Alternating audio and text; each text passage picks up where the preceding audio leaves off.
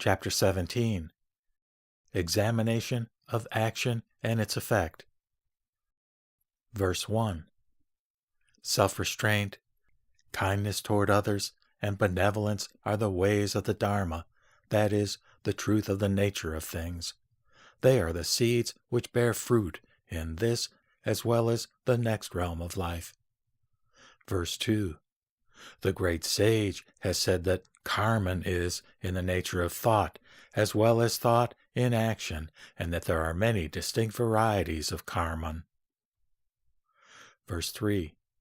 The karman which has been described as thought, or cetana, indicates the mental and volitional aspects, and that which has been described as thought in action, or cetayatva, refers to the bodily and verbal aspects. Verses 4 and 5. Words, actions, the indescribable non-abandonment, as well as what is asserted to be another form of the indescribable abandonment, virtuous and non-virtuous elements associated with enjoyment of being, and thought itself, these are the 7 dharmas which give rise to karman. Verse 6. If karman endures at any time in the maturing process, then it will be of the nature of permanent endurance. But if it ceases to be, how could anything ceased or spent give rise to an effect? Verse 7. A continuity which begins in a sprout, etc., comes forth from a seed, and thereby takes on the nature of an effect. But separated from the seed, the continuity could never arise. Verse 8. Since continuity comes forth from seed, and effect from continuity, there is always a seed prior to the effect. Therefore, there is no interruption, and also no constancy. Verse 9. Thereupon, thought continuity comes forth from the existence of mind, and in consequence of the effect. Without the mind, continuity cannot arise. Verse 10. Since continuity comes forth from the mind and the effect from continuity, there is karman of the mind prior to the effect. Therefore, there is no interruption and also no constancy. Verse 11. The 10 paths of pure action are the means of realizing the Dharma. The effects, that is, fruits of the Dharma, of this as well as the next realm of life, are the 5 sensual enjoyments. Verse 12. If conceptualizations are permitted, there will arise many, as well as great, errors. Therefore, they are not permissible or possible here. Verse 13.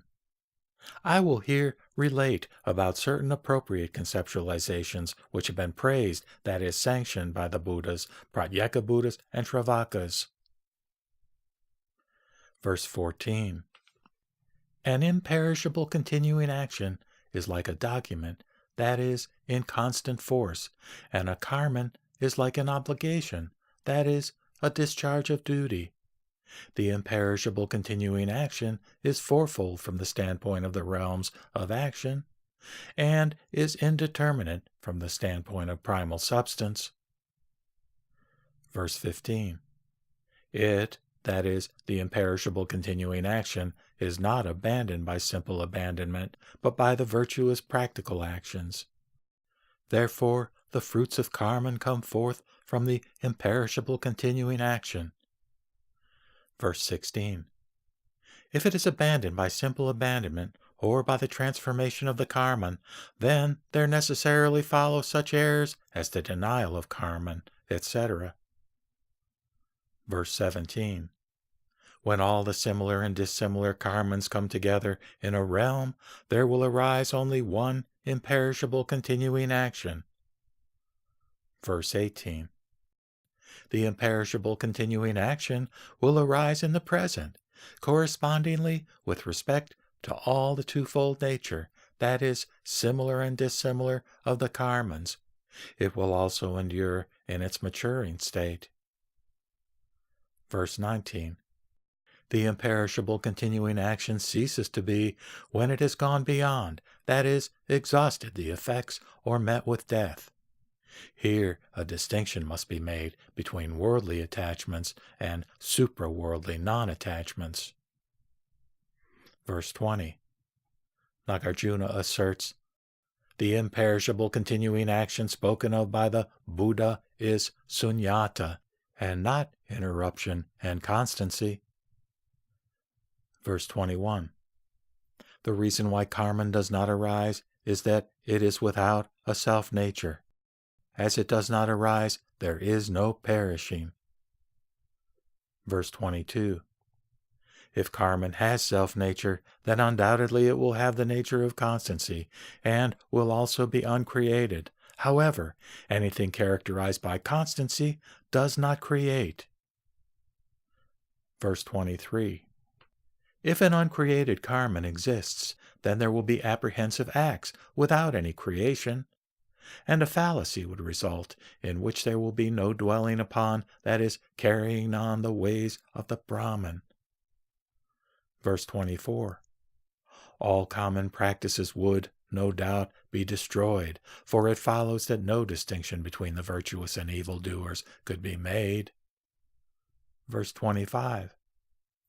If karma is a fixed thing, that is enduring, because of its self-nature, then a maturity that is already matured will again seek maturity.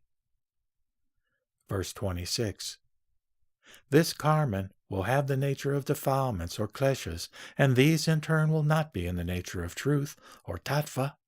But if the defilements are not in the nature of truth, how could karma be in the nature of truth? Verse 27. It is said that karma and defilements are a cooperating conditionality of different bodies. But if karma and defilements are of the nature of sunya, that is, thusness or void, what could be said of these bodies? Verse 28. The opponent contends, the sentient being beclouded by ignorance is a bundle of cravings. He is the percipient, that is, experiencer, of karmaic effects. He is neither identical to nor different from the doer. Verse 29, Nagarjuna asserts, since karma does not arise by means of relational or non-relational conditionality, there is also no doer. Verse 30. If there is neither karma nor doer, where could the effect arising from the karma be? Where there is no effect, how could there be any percipient, that is, experiencer? Verses 31 and 32. It is as if a master, by means of his supernormal powers, were to form a figure, and this figure in turn were to form another figure. In exactly the same way, the doer is like the formed figure, and his action or karma is like the other figure formed by the first. Verse 33. Defilements, karmas, bodily entities, doers, and effects are all similar to the nature of an imaginary city in the sky, a mirage and a dream.